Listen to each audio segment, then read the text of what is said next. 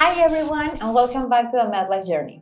My name is Jennifer, and I am the expansion team lead, and I work with an amazing team who is in charge of recruiting chapter founders so they can create new chapters, and that's the way that we make sure that MEDLIFE is sustainable in the future because those chapters become successful and we can keep working with low-income communities everywhere. Today, we're exploring the topic building change, awakening minds, and empowering action. And we are going to talk about something that challenges how often we think about service and the idea of moving beyond help. At MEDLIFE, we believe that real change doesn't come from short-term support or charity. Instead, we are known for working with local leaders, working also in education and also in development in the communities where we are now working for the long term.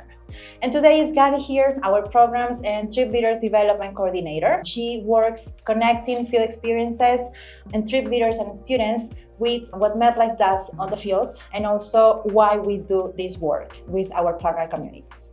Hi, Gabi. Hi, Jen. Hi, everyone. Super happy to be here, recording my first podcast ever.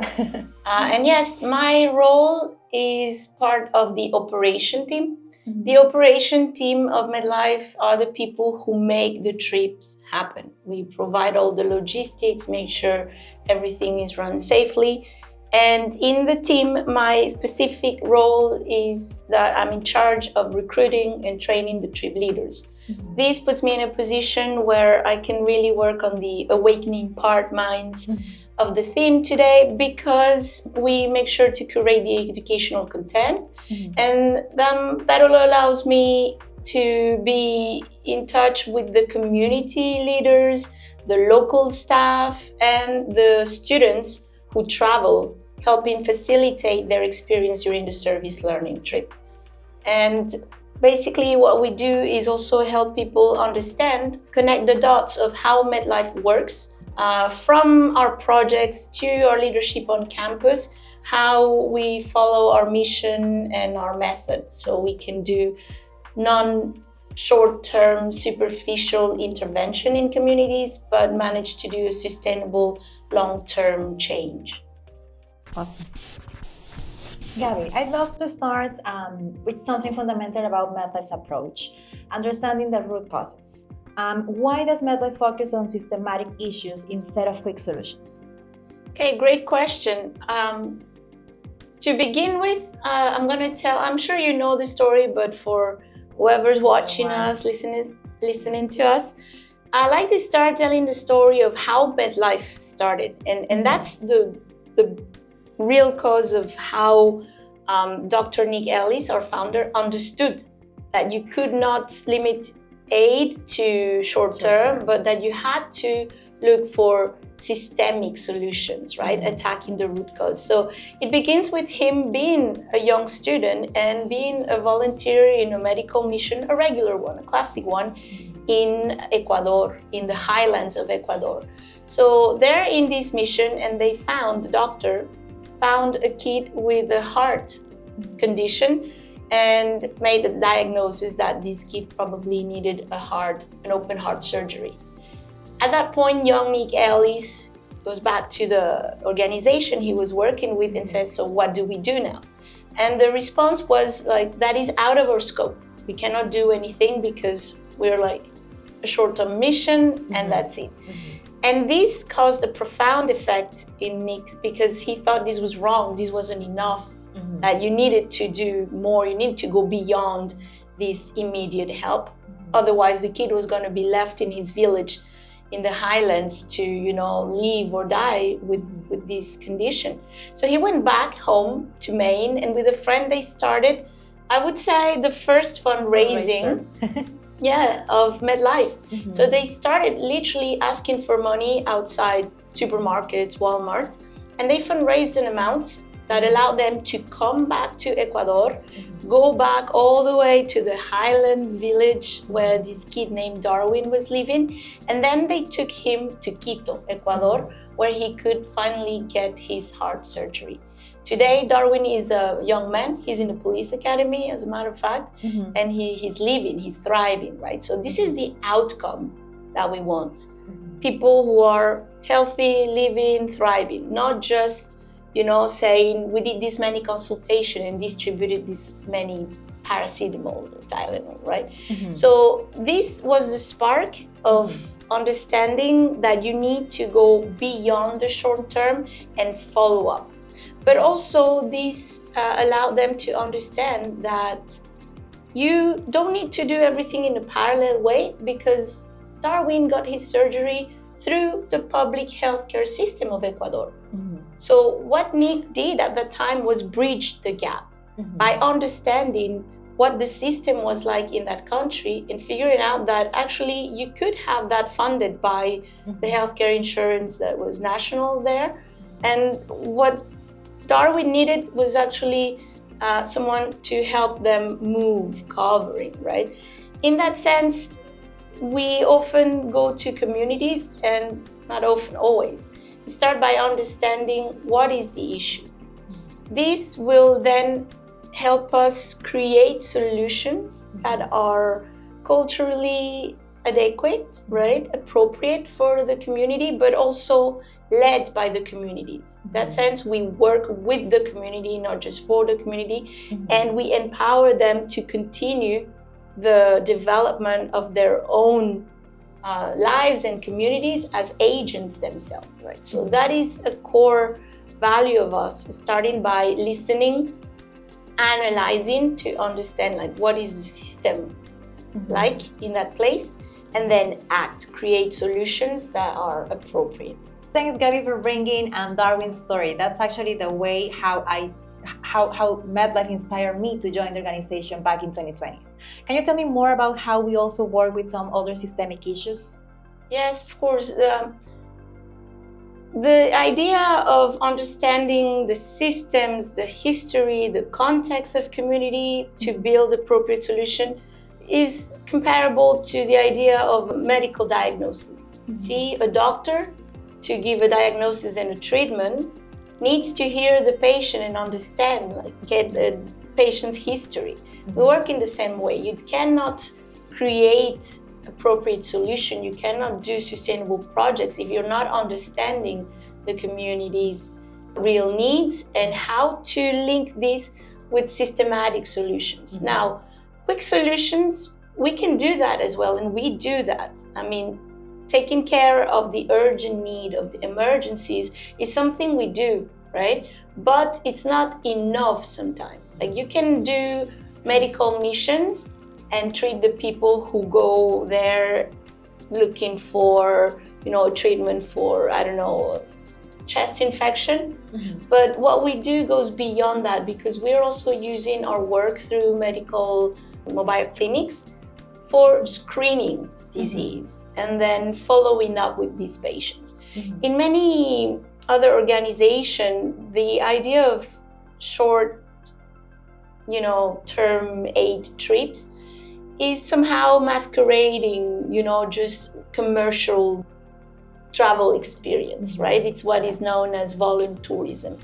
We really aim to be everything but, and this is done through working with the communities from this starting point of understanding them, but also educating the volunteers that come on our trips to do this same process, right? That really requires analysis, right? We do this thing through different parts of our trips that is called the constraint analysis, trying to understand to then build appropriate, adequate, effective, long-term solutions. And I think it's also important here to mention that it's not something that we build, that MedLife builds, but that we also build alongside community members, right? Great point. That's another one of our values. We empower leaders, we empower passionate leaders. So the leaders in the communities are the ones who can tell us how to start, the development in their community.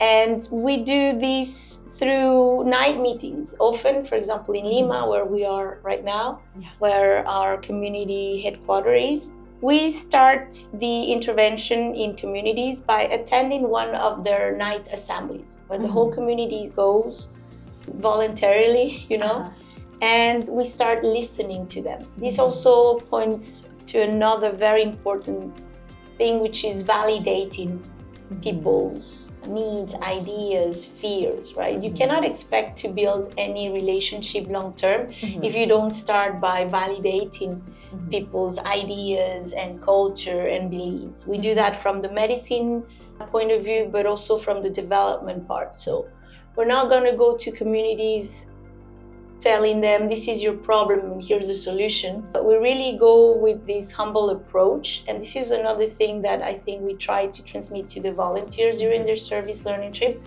which is, a little bit of humility, which helps a lot in building relationship and trust with the people in the communities. This then leads to leadership, right? But it really has to start with this humble approach and this service vocation, which is what we find in our volunteers in many cases. What we try to teach, I think, that's my opinion, from the get-go, I think these are people who come with this will to help. But then the theme today is like, help is not enough. We want to go beyond that. And to go beyond, we need to start reflecting. That's the difference also of what we do with volunteers. Many other organizations will do this work of volunteering or voluntourism, but they lack the emphasis we are putting on the educational part. This is why it's called a service learning trip, right? Who learns? The volunteers. And they learn all this methodology that we're trying to apply on both sides of the coin, because our movement has one side, which is the grassroots movement of students, student-based movement, and on the other side you have the communities, right? Community-based movement. And in the middle, as a tool, there's us, all the MedLife organization, staff, trip leaders. Bridging the gap. Bridging the gap all the time, linking these two different worlds, but with respect and, as I say, empowering to not allow but facilitate, right, the agency of the communities themselves. Sure. And I think something important you said is that this learning approach is also gonna help our volunteers, our students, to be able to make a change, not just in the communities where MedLife is working, but also in themselves, right? And also bring that back to their own communities, which is important also to mention here. And how do you and how MedLife supports students to understand this perspective in their trips? Okay, during the trip, it's very specific, right? We have specific moments in which we start this dialogue, right? This reflection process. It doesn't happen only on one day. It's a continuous process. The whole experience from the moment they arrive to the moment they leave, we try to intertwine, it's interwoven, this idea of let's think about what we're living, let's think about what we're experiencing, because for many volunteers, they're young, right? It's their first time outside the country or their country, and experiencing the type of context where MedLife takes them. In that sense, I think we really try to provide an authentic experience. And sometimes authenticity can be shocking, right? Yes. We work with extremely poor communities, be it in Lima or in the jungle in Ecuador, in Tena, in Cusco, rural communities are indigenous Quechua speakers. So there's a cultural shock. So we prepare them, the volunteers. From the work you guys do, from your team to the Med International team, to the moment they arrive in country to the destination, right? There's the operation team, and through the trip leaders, we will guide them. Starting with the welcome meeting. The welcome meeting is a moment where, yes, we're gonna explain what's gonna happen through the week, but we also set up the expectations, right? We prepare them to be open to this learning part of the trip. It's not just you coming and serving and doing your aid, but what are you getting out of this, right? You're getting this new page on your book. This is what we want. We want them to understand that this is just the beginning of a journey. And of course, we talk about practical themes like the itinerary, the food, the rules, everything, but we also set up the mindset for the mission, right? Building a movement, empowering people. Then we have this activity on day 2, which is called the reality tour. It's basically a community visit, and that's when we're gonna start doing what I mentioned before. Understanding the history, the context, right? The ethnography, the socioeconomic situation of the people who are going to be the ones we serve. And we start doing this analysis, this constraint analysis, and understanding why MedLife does the things we do and the way we do it, right? Hand in hand. This hand-in-hand work will really come to life when we do our project. Because remember, MedLife stands for medicine, education, and development for low-income families everywhere.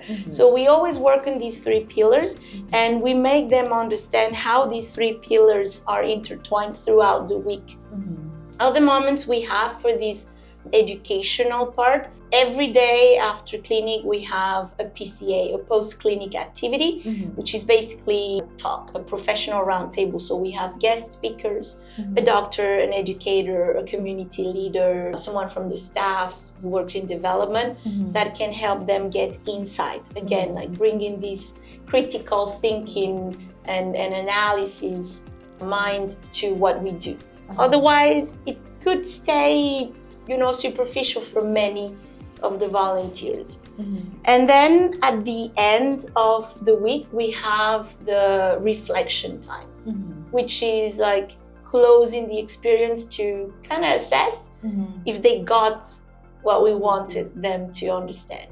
How we do things, why we do that, and how we don't want to do, short-term intervention, quick fix solution, because that is not sustainable, that is not empowering, and that doesn't really create change, right? And we're all about change, the theme of today.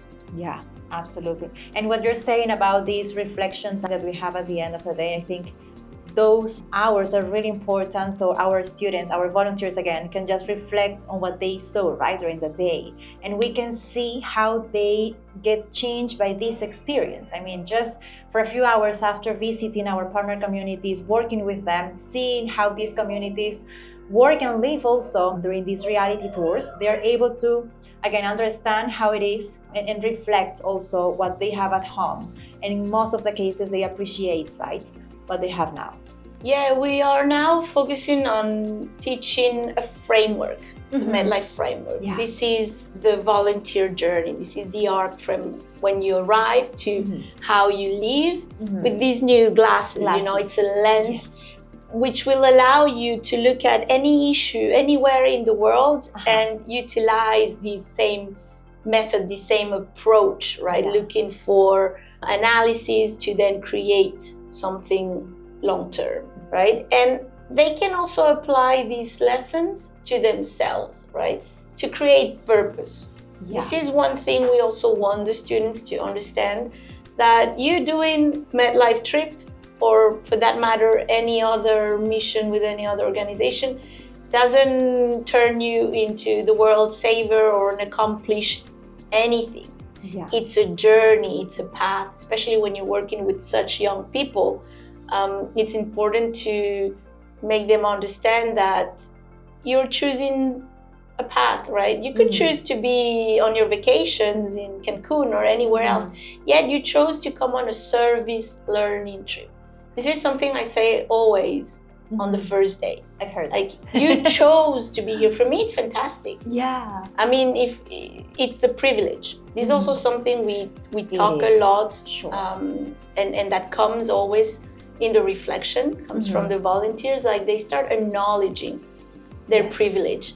But we always make a point on, making them understand having privilege is not to say like, oh, I'm so happy I have privileges. What are you going to do with that? Right. What are you going to do with this privilege, this power that you have, right? All these tools, like money, because money is not a goal per se. What are you going to do? You get education.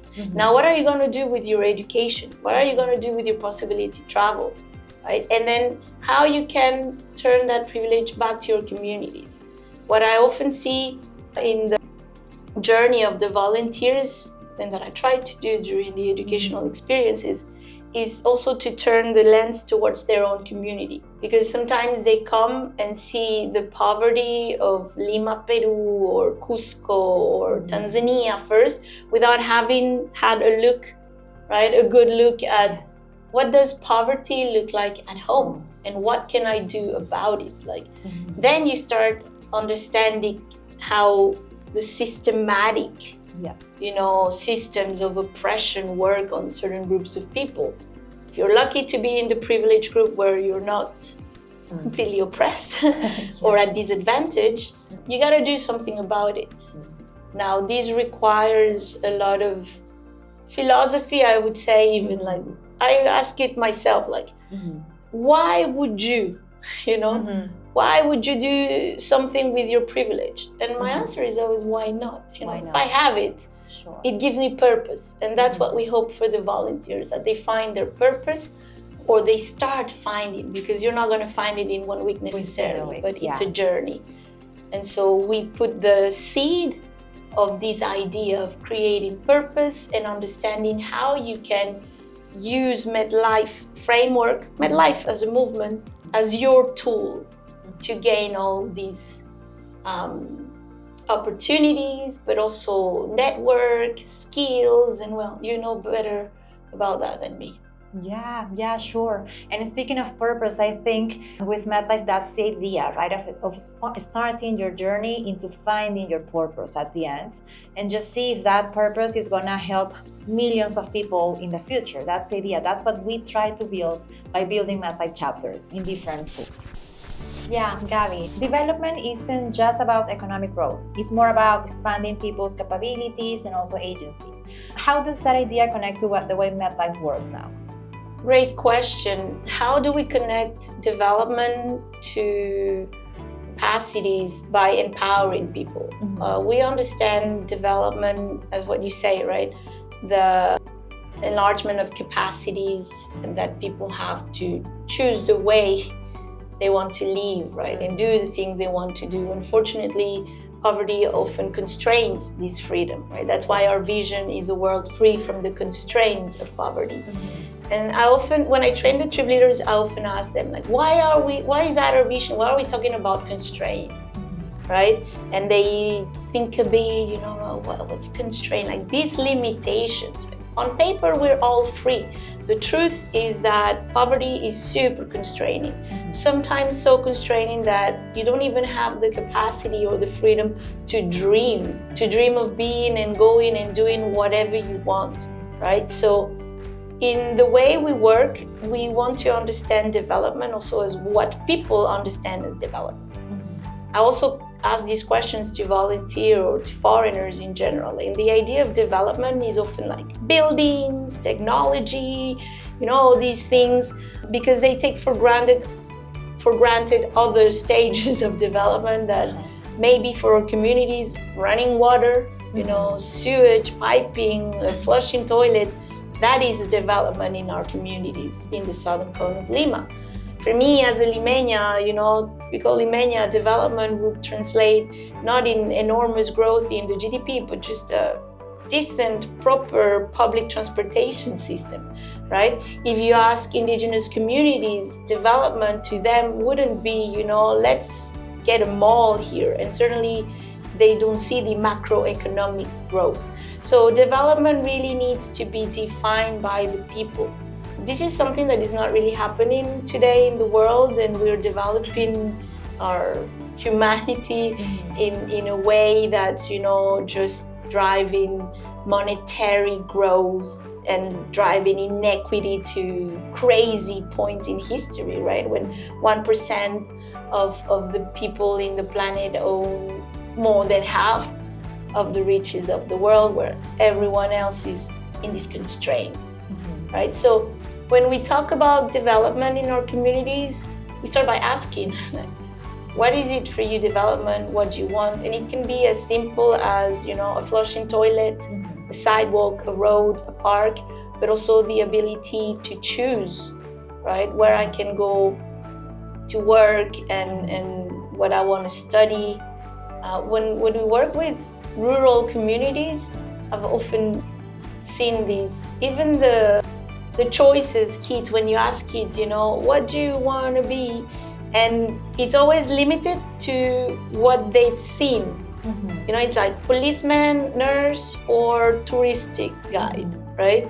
And so this frame of references they can have also grows when midlife goes in. It allows them to have hope in a way. And I go back to the point I mentioned earlier, validating, right? So we try to validate their idea of development and work towards that. So it can be different things for different people. And we work on understanding what is at the base of it, right? But then understanding, as Amartya Sen said in his book, right, Development is Freedom, that freedom is the means, but also the end of development, right, or for development. So yeah, freedom, I think, comes also with empowerment. If you're not feeling empowered, you cannot really feel free. And I always repeat also, empowering starts by listening. And that's our first core value. So my point is through our core values, through the way we work, we're always doing it, you know, like grains of sand every day through every interaction with every person in communities or volunteers or even ourselves, right? We try to live by these lessons. Now, Gabi, let's talk about beyond helping and what does it mean? When you hear not charity but change, which is a phrase that captures our soul's MedLife mission, what do you think about it? What does it mean to you personally? Okay, personally it means a lot, and you mentioned the mission, and I think everybody who knows me in midlife knows I'm a big fan of the mission statement as it is. So when I think about not charity but change, the first thing that comes to my mind is actually the mission. Our mission is to build a worldwide movement empowering low-income individuals in their fight for equal access to healthcare, education, and safe home. And what comes to mind also is one of the very first things I learned when I joined the movement, which is in a reading that everyone at MedLife goes through at some point.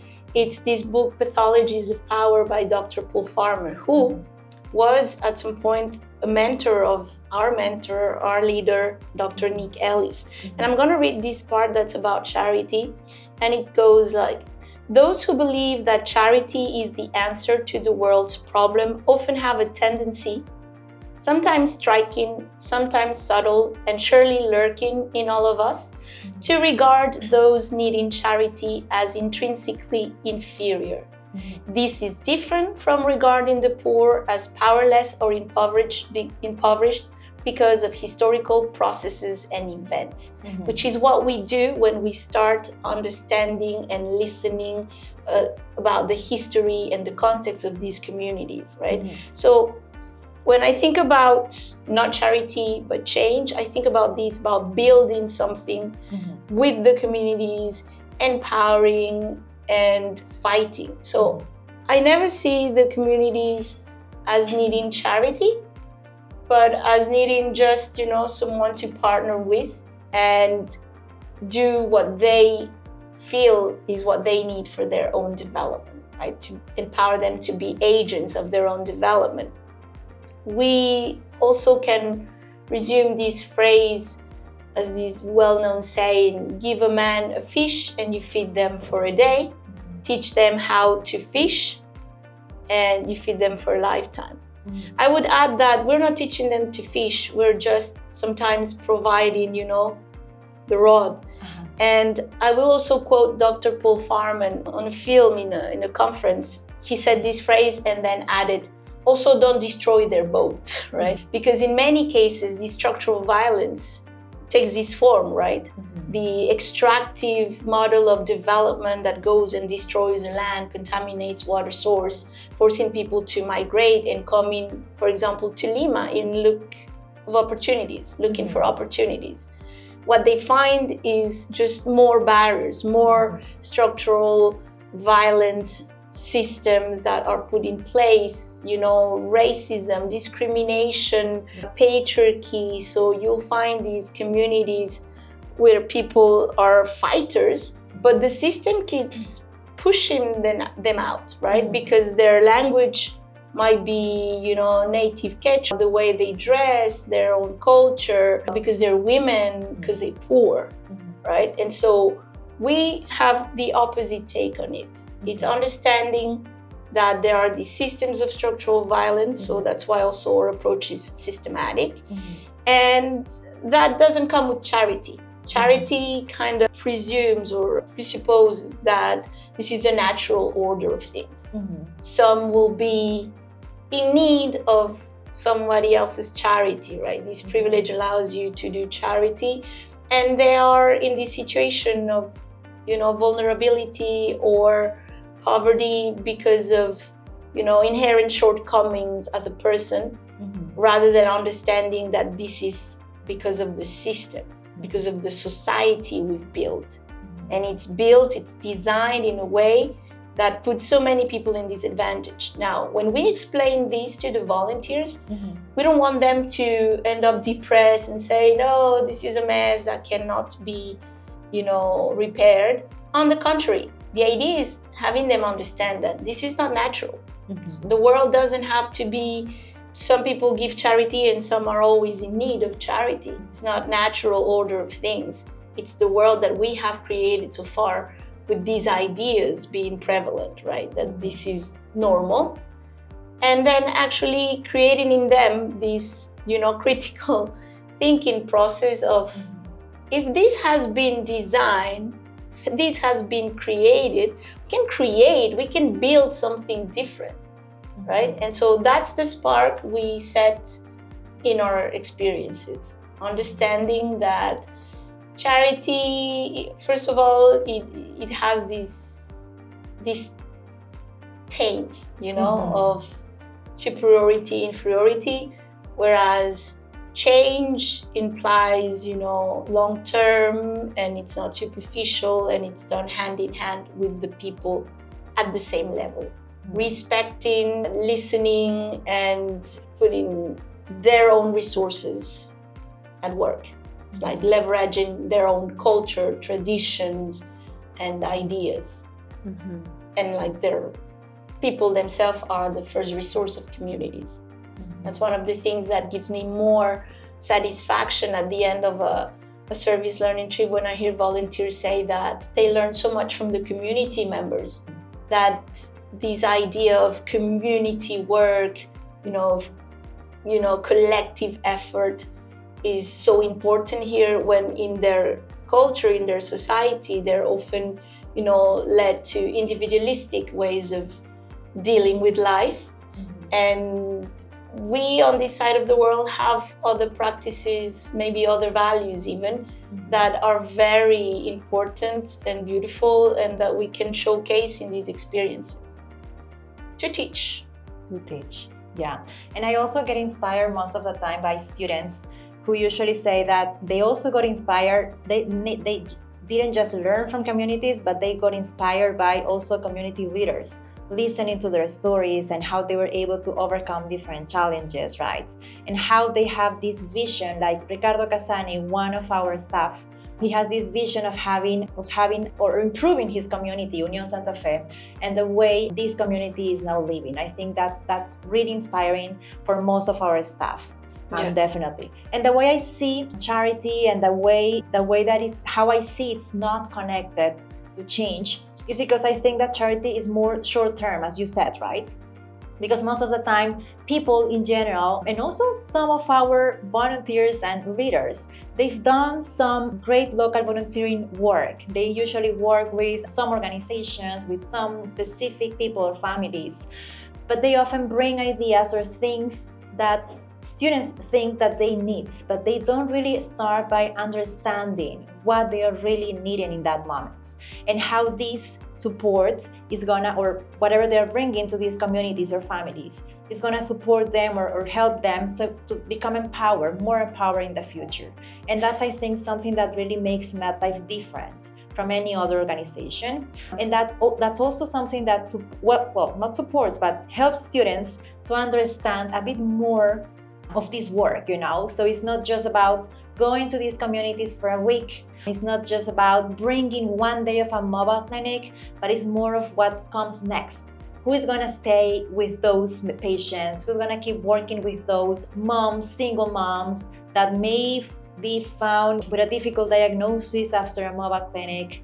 And yeah, so it's not just about bringing, in some cases, donations or just giving your work for a day, but it's more about staying there for the long term, right? And that's, I think, something that our students are able to understand after our trips. Absolutely. We also point out that charity sometimes can be harmful. Yes.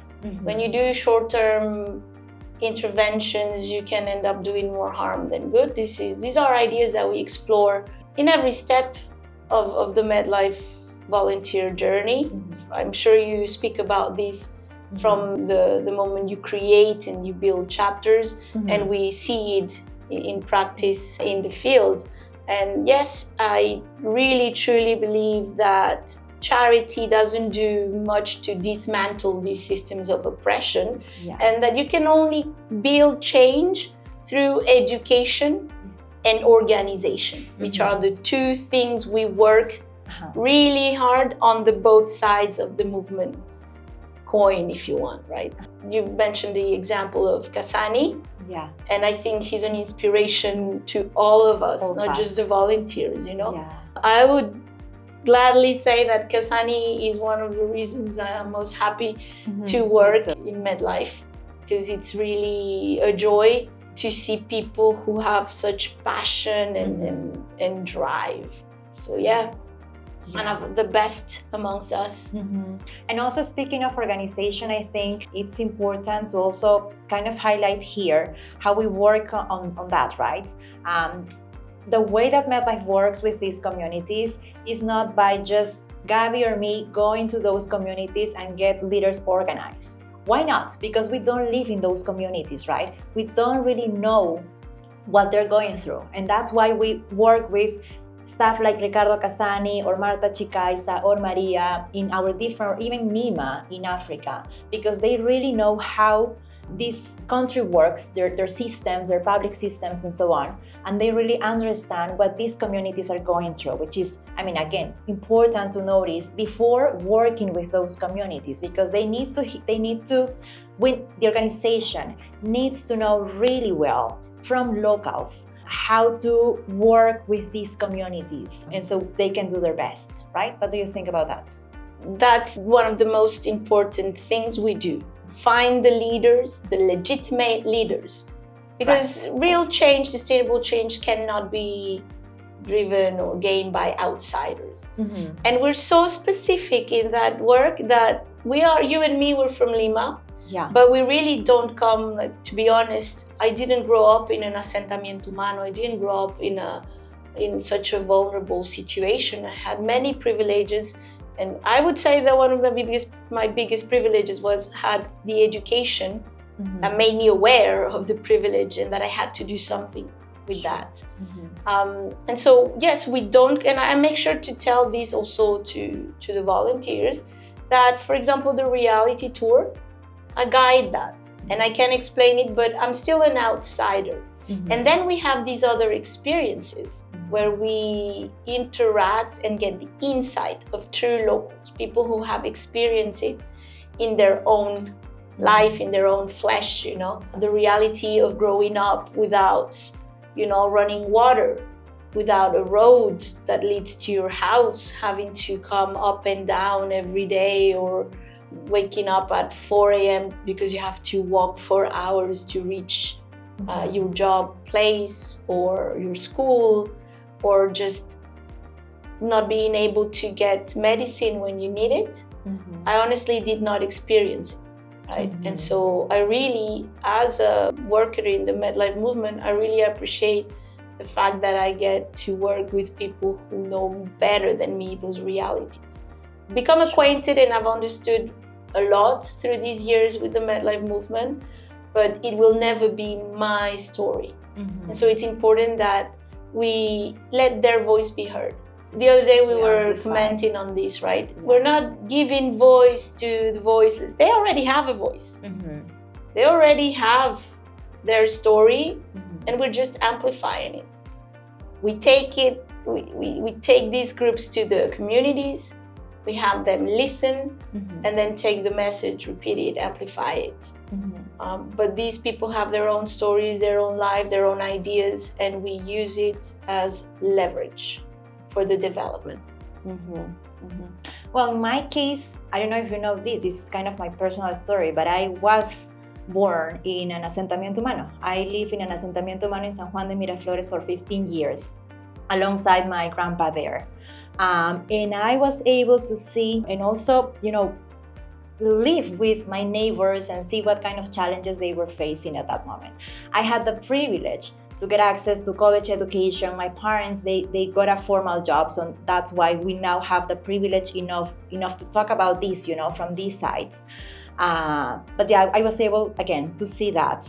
And now I'm able to question charity and how that really affects communities, because living in this asentamiento humano and with MEDLIFE, I got the chance to go back there and work with those communities like a year ago with Ricardo Casani, with some of my neighbors. But yeah, I was able to see again that, right? How charity really affects that, because I remember when I was living there was a church that was usually bringing donations at the end of the year, donations like clothes, just some stuff for people.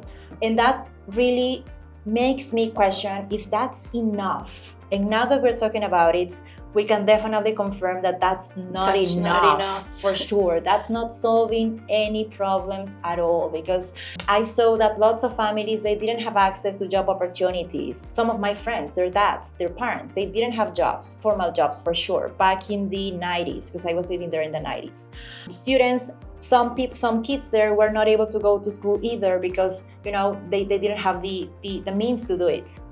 And I know I'm still in touch with some of my friends there, and I know that they were able to get access to college education as well now, and they are also professional, which is great, and it's also a great achievement for their parents, But that's what you're saying now. Education is key here for sure, and that's why also MEDLIFE works on this, not just because we're now in the preparations to build this school in the future, this elementary school in Union Santa Fe, but also because we focus on preventive health and how we also empower these communities and future patients so they can receive information enough so they can prevent chronic illnesses, which is also important for them.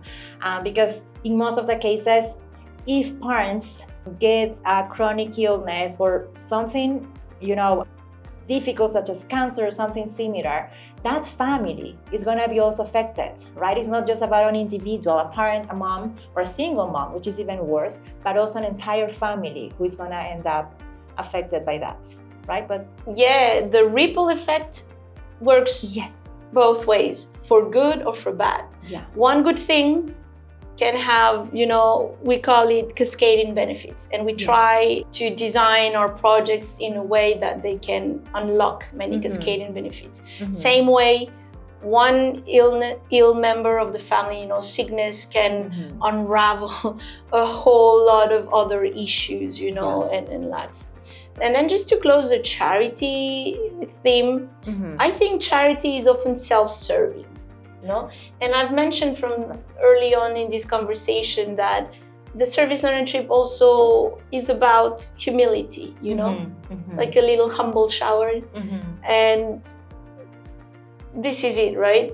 We don't do things to make ourselves feel good. And that's one of the big lessons, right? That's why we don't do charity. It's not about you.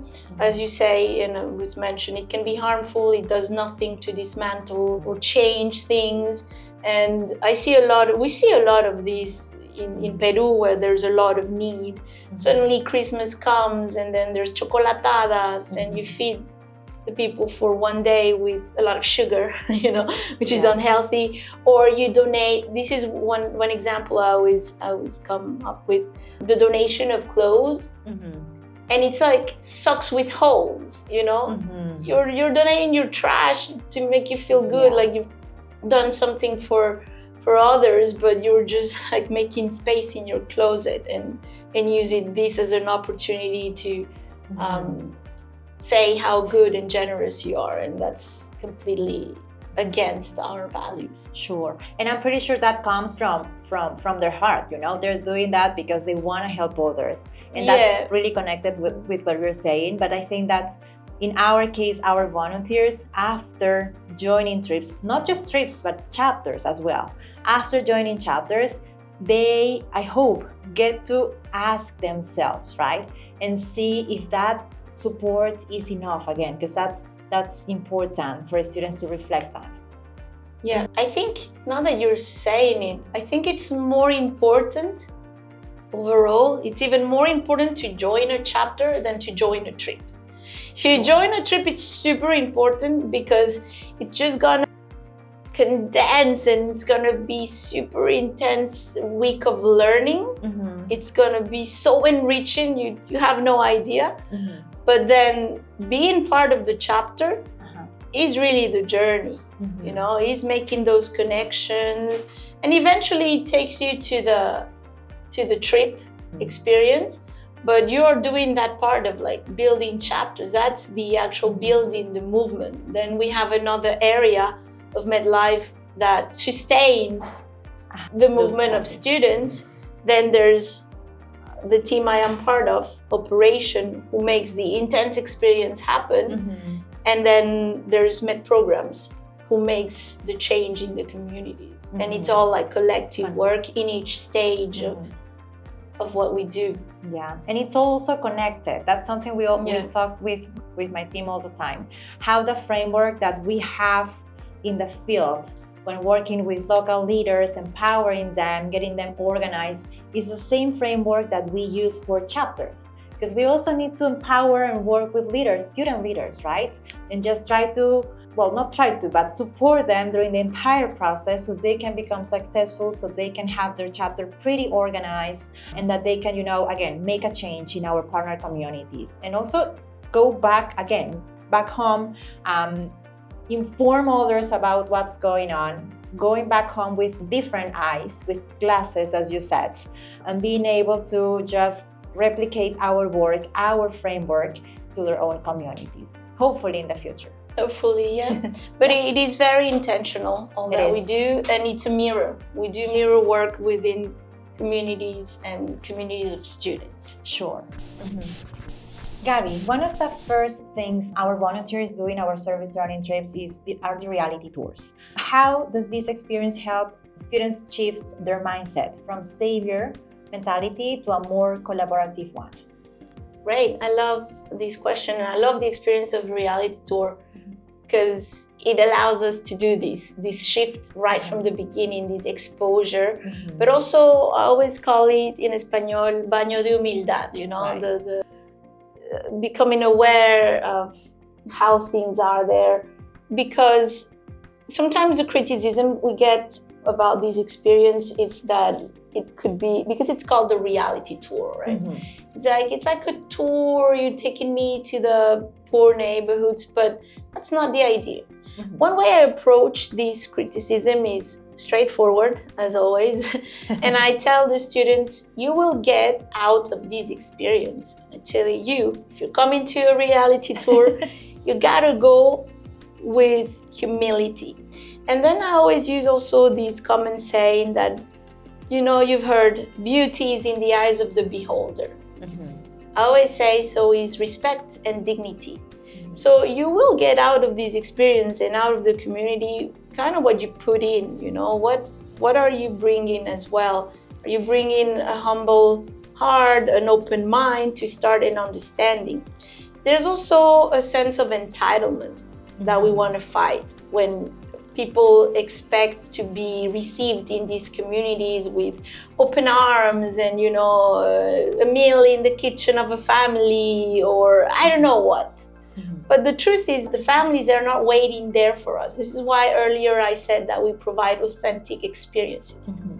It is as authentic as sometimes going to the community and finding very few people, because the majority, they're not there waiting for us to come and help or waiting for charity. They have to work. They're out, they're doing their life, they are taking their kids to school, they are working in the olla común, the soup kitchen. So life is going about, Mm-hmm. And we arrive there to explain these things. You know, this is real. We're not setting up a community to receive you and you know, speak in English to you.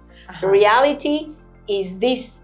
It's not meant to be, you know, a visit to the poverty zoo at all. It's meant like what it is, a first approximation, you know. Every first anything starts with observation or this listening, right? It's part of the process.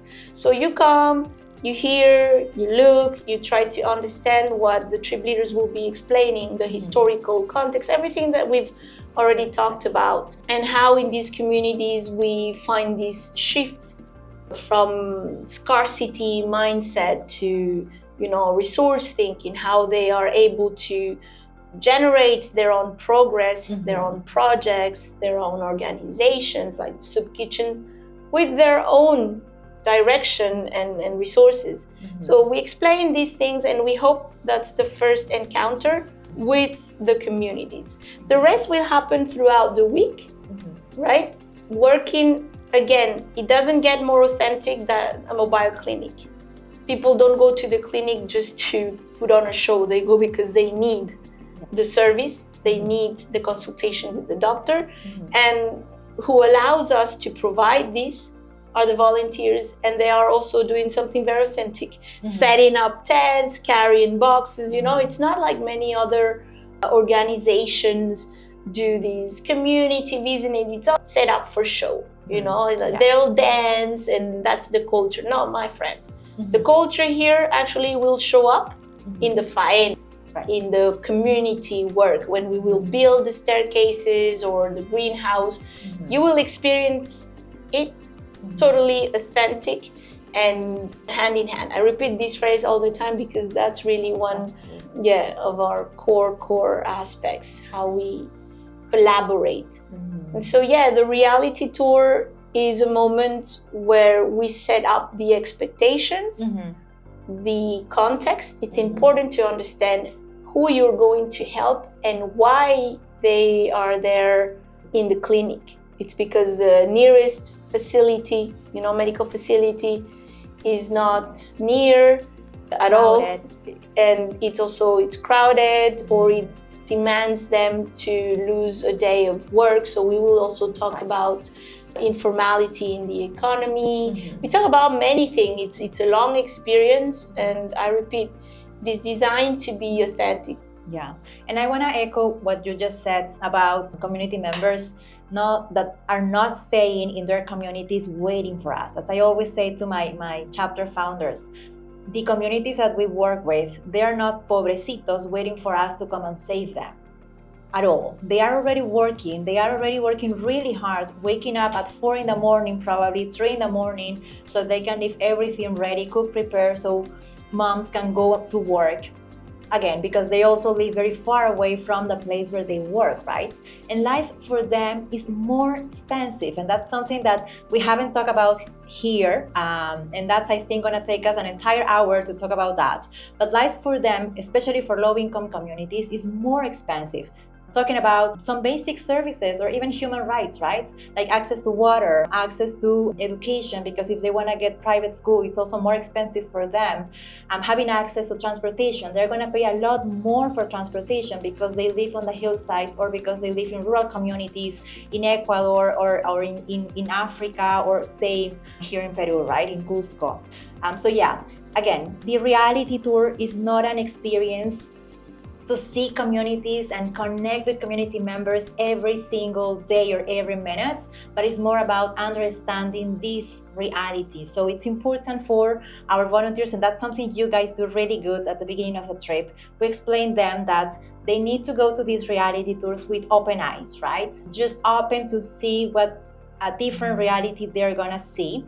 And then also, again, question why these things are happening now, and also ask themselves, what can they do to improve this reality? So it's not just about finishing and thinking that the world is a mess and governments are not doing a good job, but instead I think it's more important to think what we can do, as citizens, as global citizens, not just for communities here in Lima, where we are both based, but also for communities back home, or for communities in Africa, or for what's going on now in other countries that are going through very difficult situations as well, and realities. Yes, promoting global citizenry. Yeah, It's at also core of what we do, and definitely the reality tour is key. yeah. Without it, it wouldn't be complete. I think it's a good start. It's important to have it, and it sets the clear expectation for the rest of the week. Yeah. Starts, breaking a little bit, the myth that they might have in mind, prejudices. It humanizes our communities. Yeah. And so I guess those final words are what you see that students, or how students are changing, right? How do you think this experience helps them change? Well, not just the Red Tour, but the whole service learning trip. Yeah, the changes we see are clear and important. First, the attitude, the attitude is much more open, humble, and service. I think they already come with this service vocation. After all, majority of our volunteers are pre-med students. They want to follow a service path in medicine, but I don't know, it feels more real in the sense that I think for many volunteers, one change that I see is actually not a change, but confirmation of their vocation, of their path. Like after my MEDLIFE trip, I really know that this is what I want to do.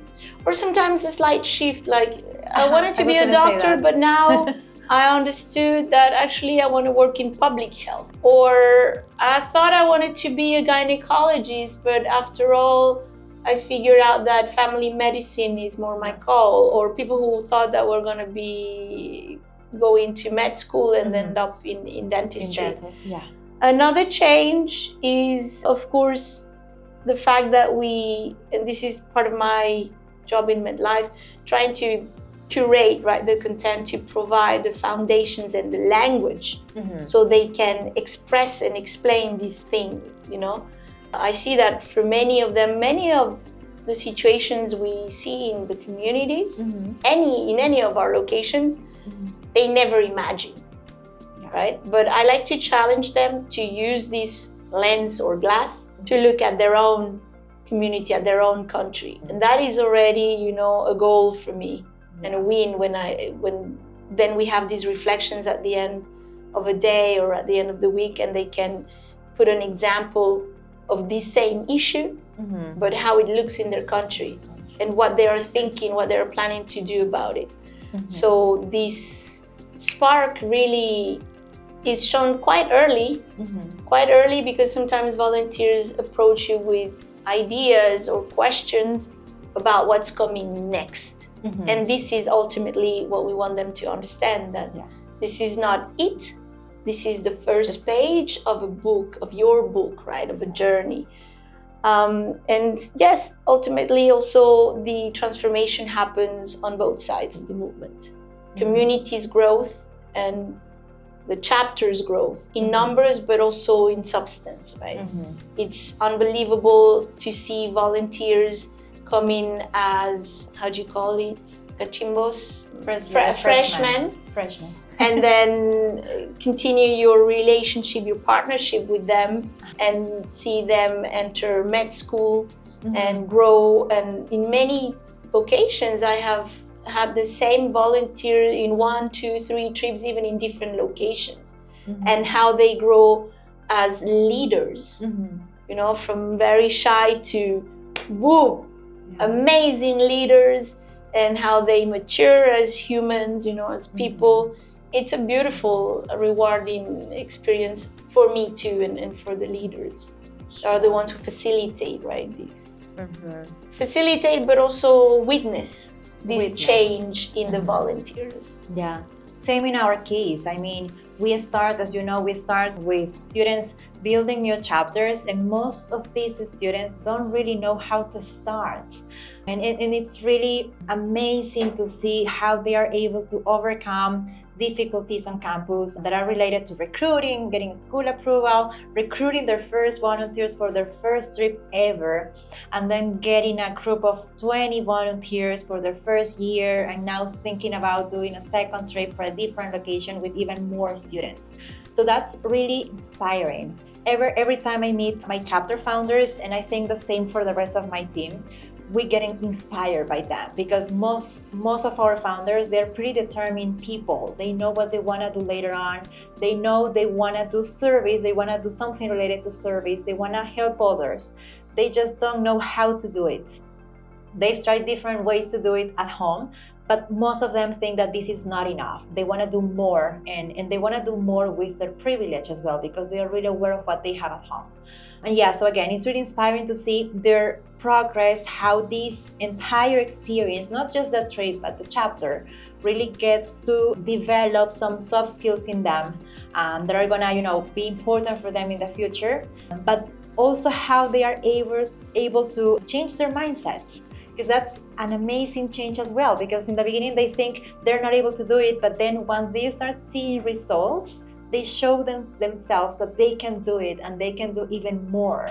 And after joining a trip, it's even more, they cannot wait to keep doing it, to keep scaling this work into more communities as well. So yeah, again, that's why I love my job, because I'm meeting with these students, as you can tell. I agree. I get inspiration from the students. I get my motivation because from a very young age, I've always been preoccupied with these social issues, with change in the world. I actually studied journalism because I thought that was the way I could take this message of, things are not okay, we need to change. I mean, it was a tool. Yeah. In MEDLIFE, I found my tool, and in the volunteers, I find this inspiration, this motivation every time, because when I see the state of the world, sometimes I also get down and there's no hope. But then you get a good group of volunteers, and at the end of the week, you're happy because youth gives me hope and inspire me to carry on and to do all our work that we do that is challenging. But you've mentioned it. I think we're all about challenges and overcoming challenge. The community gets a challenge. Right, yeah. The volunteers get a challenge, and we have our own challenge. And the whole time, it's a game, It's like, let's overcome the challenge. The challenges to communities might be, and I've heard these stories many times, Senor Carlos, our community relation manager, or Ricardo Casani that we've mentioned, going to the community and saying, you want the staircase, you want the project build, but we need to, level up, clean up this area, and it needs hard work, You need to gather 50 members of your community with picks and shovels to start, leveling the ground here so we can build something, so we can make your park. We will work with you. We will provide materials and resources, as well as the strength of 20, 30 volunteers. But your challenge is to have this prepared, right? And they come up. They find a way to do it.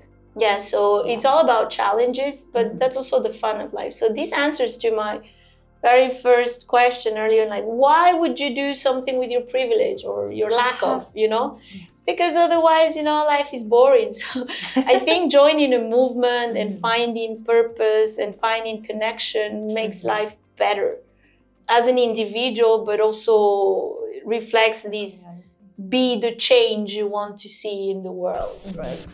Yeah, Gabby, you're also in charge of recruiting and training our trip leaders, one of the most essential roles in every MEDLIFE trip. Can you tell me more about what this role entails and also what qualities you look for?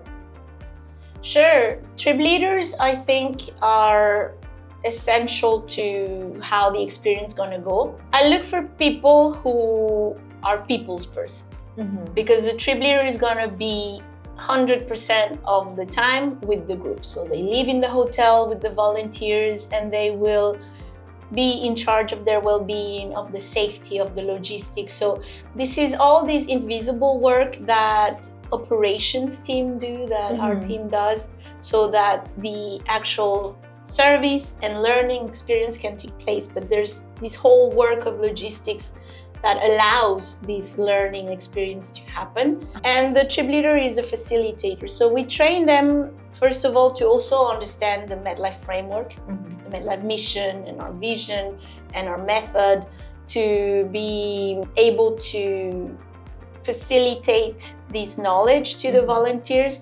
But they also have a tremendous impact when they show empathy, when they become the friends, when they become the person who also inspires and motivates and creates this sense of cohesion in the group.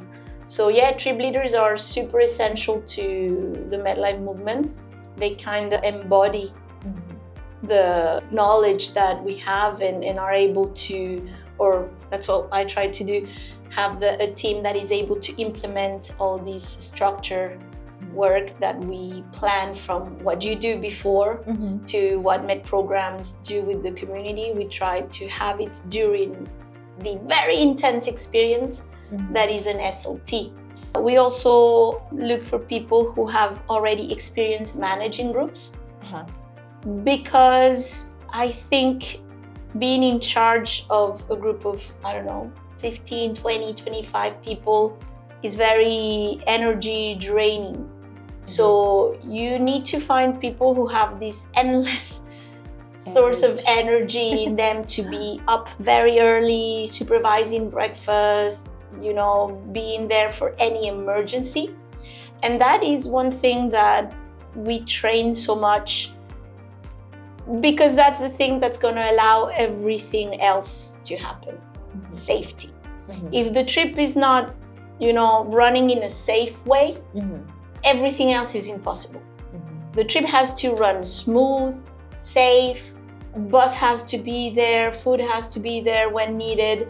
And we, from the operation area, have all these time before the trips, before the season start, to make sure that also our providers align to our standards and our values. So for example, many of the providers are family business, or are people who actually comes from the community and ended up, being successful in their entrepreneurship projects, right? So, for example, our drivers, they often came from the communities. They know the communities, the way to get there, which is not often even found on Google Maps. These are the remote places where we go, off the beaten path, off the Google map. But we can go there safely, openly, because we always come back. So again, this shows the idea of not intervening in the communities as outsiders. The trip leaders, they are always local to the location where we work. So if you go to Costa Rica, your trip leader is going to be a Costa Rican person. If you go to Tanzania, it's going to be a Tanzanian person. If you're in Lima, someone from Lima. So we are able to actually transmit the history, the culture, and again, looking for this authenticity in every step of the experience. Yeah, the trip leader team is growing, is essential, and is very committed. I look for people who also want to do something for their country and for others. Because in other cases, trip leaders could just work in, generic tourism agencies. And you gotta want to be part of the change and do the service to be a trip leader. So you can lead with example, right? And now that we work with local trip leaders, what you're saying, how do we train them in terms of our work with the communities and also these systematic roots problems that MEDLIFE works with? We have several hours of training before they start even leading groups. They have to read. They have to start as assistant trip leaders in many cases to understand the logistics and also get acquainted with the volunteers, the community. So it's a process as everything. So there's the volunteer journey, there's the trip leader journey. And when I recruit them, I always look for people who are already very experienced, because I want to make my job easier. And I explain them, you might be very, very experienced and very confident in settings like, the usual touristic itinerary, but maybe you're not as comfortable or as acquainted to or familiar with the asentamiento humano and the rural indigenous communities issues, and also in many cases are not always too familiar with the language we use. And this is a key point as well, because we want to provide the students with this language. When I studied communication, so language is what allows thinking. You cannot think without language. You got to put names on things for things to kind of exist in our head, right? And so putting name on things and explaining things is the job of the trip leader. So I try to, those who don't know, some people, we also have trip leaders who are sociologists, historians. We have all sorts of trades that become trip leaders, because the essential qualities, as I said, is a people's person, service oriented, and that can manage group and have the energy. Then we can teach them how to set up a clinic in any scenario, and then we can teach them the MEDLIFE movement narrative and framework. But essentially, we look for good people. People who can be an example for the volunteers. And I was asking about that because I often meet with former MEDLIFers who are now MEDLIFE ambassadors, and they still remember their trip leaders when they traveled with MEDLIFE 5 years ago, 2 years ago, or even more. Those trip leaders really made an impact on them. And I have a few examples of them. Students that were working with you as a trip leader, or with Kike in Cusco, or with Claudia in Ecuador, or David, or with Ricardo Soltero here in Lima as well. You're often, I still remember by these volunteers. And so how does this leadership impact the overall experience of the group? The impact is tremendous. Right? Before working for MEDLIFE in the last decade before that, I was a guide, and as a guide, I got to be, again, the facilitator of first times. First times, many things, okay? First time, your first pisco sour, you trying for the first time a ceviche, you're ambassador of your culture. First time horseback riding, first time surfing. I personally, I'm talking as Gabby, okay? I get a kick of, getting people to try first time anything. Just, I enjoy this part of the job. And so to be the catalyst, but you are able to provide this first time in a safe environment. So taking people out of their comfort zone is my passion.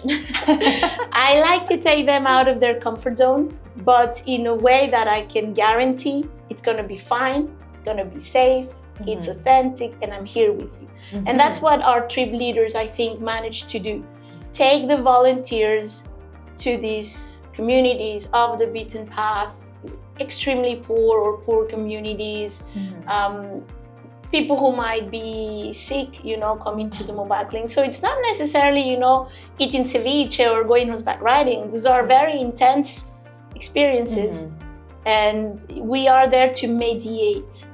So it doesn't come as a complete shock or as an experience that might depress them rather than empower themselves, right? So the mediation of the experience is essential to what we do. And that's also one of the main differences that we might have with other programs that are, short-term study abroad or mission trips, that we really curate and want to take care of the educational experience and the impact that it's going to have in the volunteer.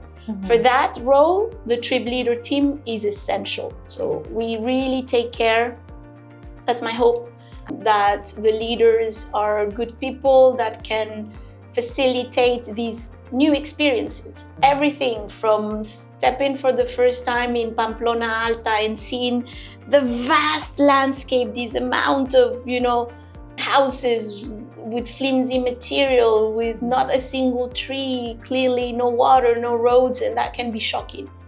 But how do you make this not be depressing, but rather the opposite? You need to mediate, you need to facilitate, you need to explain.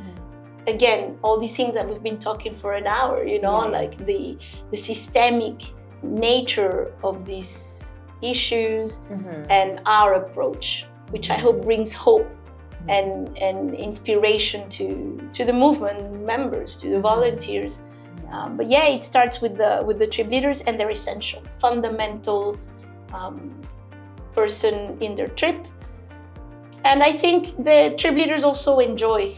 I get to do feedback with each one of them. And one thing that I hear over and over is I like going and helping my country, helping the communities of my city, helping, and they understand also I'm using helping, but we also know that it's not the charity help, but empowerment help. And they also enjoy that. So again, we see this growth, everybody grows, everybody gets inspired and motivated. And that's, I think, what everyone gets from being part of a movement. Right. The togetherness, the collective effort. Yeah, and I think also everyone learns, right, about different realities, even for ourselves and also for trip leaders as locals. They are also exposed to other realities that they haven't been, that they were not even aware of, right? Here in Lima, I mentioned I was raised in a human settlement, in an asentamiento humano, but I didn't know about these communities who were living in the uphills because I wasn't living there. I was living in the low area.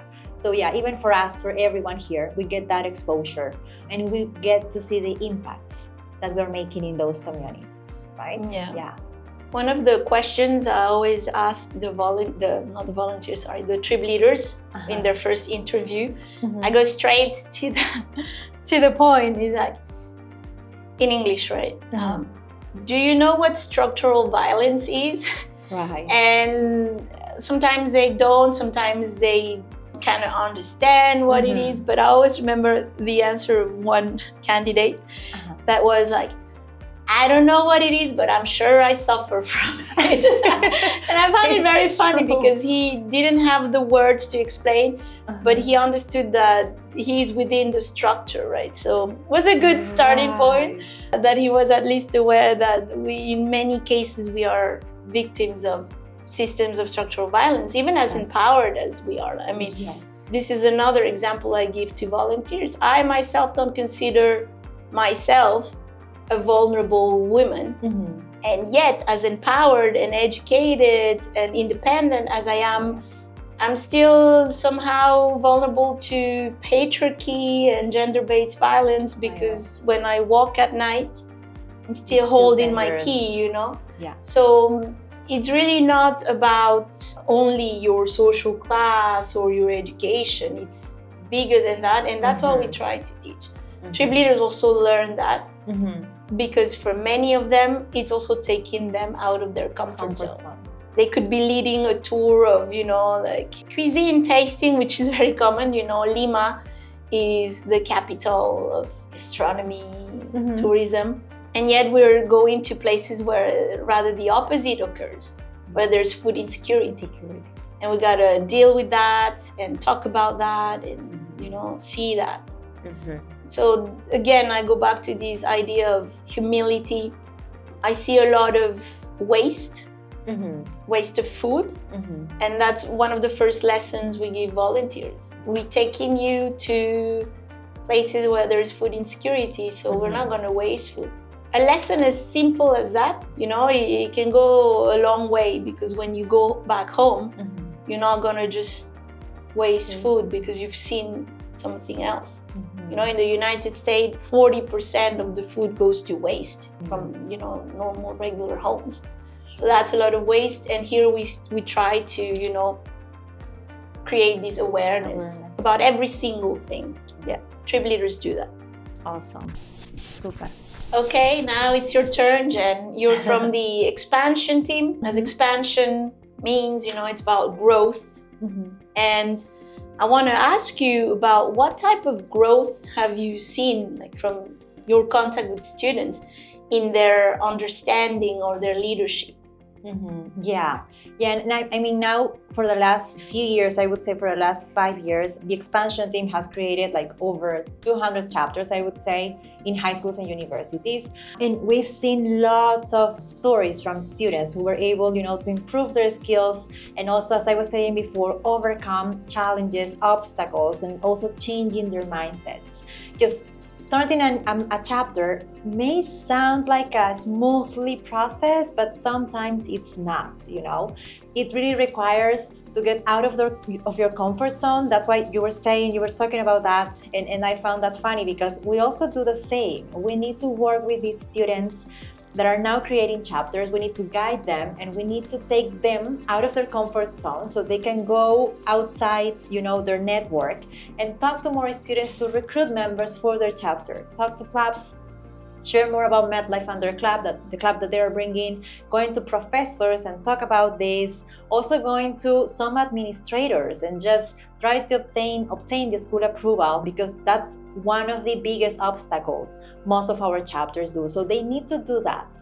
And that's really connected to changing their mindset, right? Because by getting out of their comfort zone, doing that first step is going to show them that they can do it, that they can do even more, that just starting a chapter is the start of this journey, as we were saying, and that this journey is gonna get them to their purpose and they are gonna also get inspired by this experience and do more in the future as well.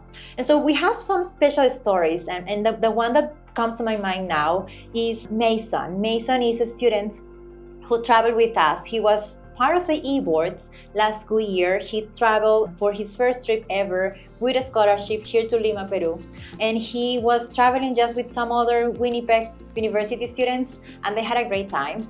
He was a person who really stood out in this group, as you were saying. I'm pretty sure you remember Mason.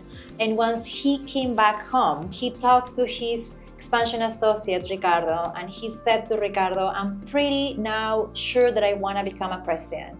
And he's now the chapter president at the University of Winnipeg. He was able not just to organize their second trip now to Lima, also they're coming back to Lima, but before that, he was able to get the school approval, which was a process that was delaying this chapter for a very long time. He was able to go to this office, talk to the admins, talk to the student union as well, which is kind of a difficult process for most of our chapters.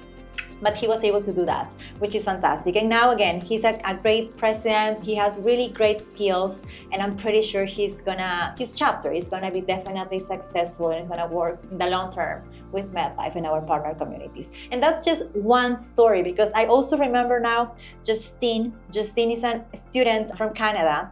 She was a former high schooler. She was part of a high school chapter or CJEP chapter. I'm not quite sure there. But then once she got to college, to the University of Montreal, she and her friend started this club. Justine was this only science kid in her family, or her family are in business. So she was kind of this strange in her family.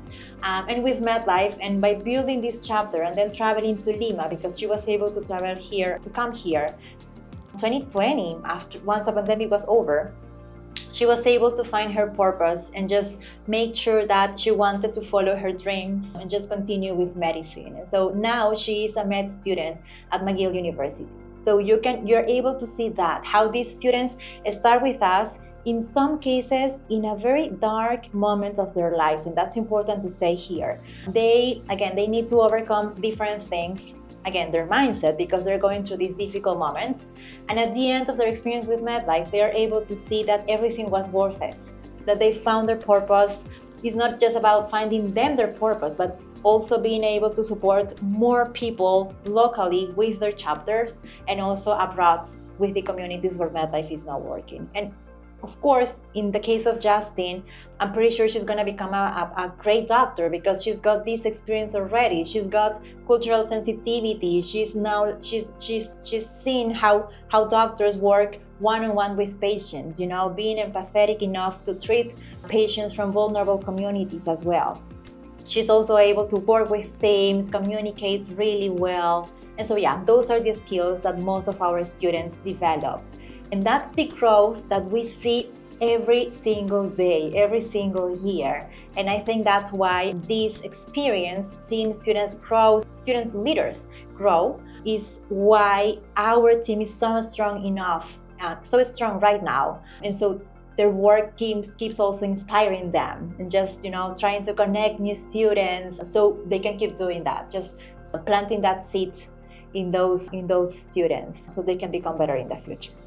Yeah, and I'm pretty sure you remember Mason. I do, and this again, depicts, it shows like this journey, because your team does the inception. It's the birthplace of the movement, starting a chapter, finding leadership among students, and we operation and the SLT experience is the moment in which this kind of flourishes, right? And it blooms, or we can see it blooming. In the case of Mason, I remember clearly this student because he was hardworking. That's one of the qualities I see as most valuable often, because you got to understand this, you volunteers. You're not going to come here to practice medicine. You're a student. That's also super important to understand, because that's our ethical approach.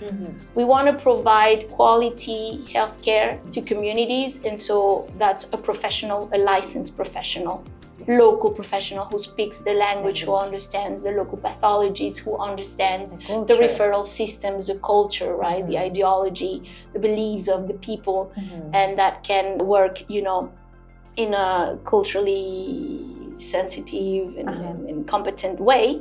And that's why you come to shadow, you come to learn. And so we're not assessing your medical skills. Just want to see if you're hardworking, if you're a team worker, and if ultimately you're a leader, if you have it within you. And we can, TRIB leaders, that's also one of the things we do, is identify leadership amongst, and it's we coincide, it's like the profile of someone who has this will to carry on the movement and commits to it. The commitment also is very important to highlight. Yes. It requires time, it requires effort, it requires, as you said, getting out of your comfort zone, going, asking permission to, university departments and so forth. It's not easy. Sometimes you'd rather be doing something else, but you can't do the growth of the movement if you don't overcome these barriers, right? And so it's the same for communities, the same for us and for everyone. So it's cool how it really mirrors at each step. Yeah. And many volunteers, I see this from just wanting to help, I want to do something, to understanding what exactly, because we are intentional about what we want to teach, right? And then applying these teachings to finding their purpose, and going beyond, I just want to help, I just don't know how, right? And so it's great. Congratulations, Mason, if you're watching us. Give us a like on YouTube. We're talking about you and all the leaders. And I can name dozens and dozens of volunteers that have surprised us and that I'm very proud of. Then they get to med school, and this is also a lesson we have. It doesn't have to be your whole entire life MEDLIFE, but your whole entire purpose has to be, giving it purpose to your life, doing something for others, creating change, creating long-term solutions for yourself, for your community at home. Be it in Canada, I'm sure Canada has its own issues, or in Puerto Rico. We even have chapters in Brazil now. So I think in January we're receiving some people from Brazil. So super excited. Some variety there. And it's also important to mention that, the expectations students usually have when starting chapters, right? Because sometimes students may think that by building a MEDLIFE chapter or bringing a chapter to their campus, they're going to be able just to do some fundraisers or just local volunteering activities or just educational activities for their members. And those activities are important and are some of the many activities that our chapters usually host and organize. But it's not just that, it's not just, MEDLIFE is not known by doing local volunteering only. We're not known just by giving out presentations to educate chapter members. We're not known by that. We're known because our volunteers, they're making an active and also tangible impact in our partner communities, especially low-income communities in different countries. So this is for volunteers or student leaders who are thinking that they want to join MedLife because they want to do just education on campus. That's not enough, guys. You need to do more. You need to get out of your comfort zone. You need to go and speak to more new people, especially about your chapter. And you need to get out of your reality to see how things are working in different countries. And also be able to talk about that once you're home, because this is not something we want volunteers to keep for themselves. We want volunteers, as we were saying, to amplify our voices and our partner communities' voices and share these realities with others, because more people need to learn about this, what's going on, right? What do you think about that? I think that that's a movement. I think this takes us near almost the end of our conversation, which is like, what does it mean to be part of a movement? I think you've just described it perfectly. Not just an organization of doing teaching, really it goes beyond everything, beyond your borders, beyond your idea of what aid or learning means. It takes you outside of the classroom, it takes you outside college, it takes you outside your country, it takes out your structured thinking, your bubble. And I don't know, what does it mean for you personally to be part of the MedLife movement? To me, it's more of being part of a community that shares the same beliefs as I do right now. That's what I'm seeing in most of our chapters. Students are really connected because they all share the same mission. They all want to see change. They all want to make a change. And that's, I think, what we're doing. We're mobilizando in Spanish, but whatever. People, thousands of people, students especially, to different countries all over the world so they can work with us. So that's a movement for us, just getting people move around, get out of the reality, as we were saying, their bubbles, and being able to just make that change and do it by themselves. Mobilizing, activating, advocating. That's what being part of a movement means. Yeah, I've always wanted to be part of a movement.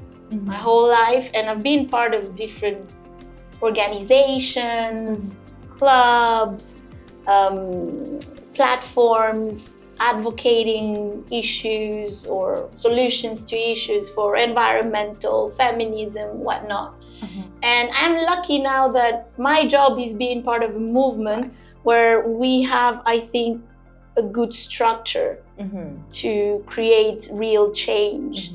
And then to all the students, I'd say that being part of a movement gives you hope. It gives you hope, it gives you friends maybe for life, it strengthens your skills, and definitely brings a positive addition to your university, college years. So if I had to close this with an invitation, is join the movement because it's awesome, guys. It is. And we are creating and growing our movement one chapter at a time, right? Yeah, one community at a time, one leader at a time. Okay, guys, so thanks for staying here. Remember to subscribe to our account, social media, and also YouTube. And remember to follow our next episode in this podcast. Thank you for staying, and give us a like. Super.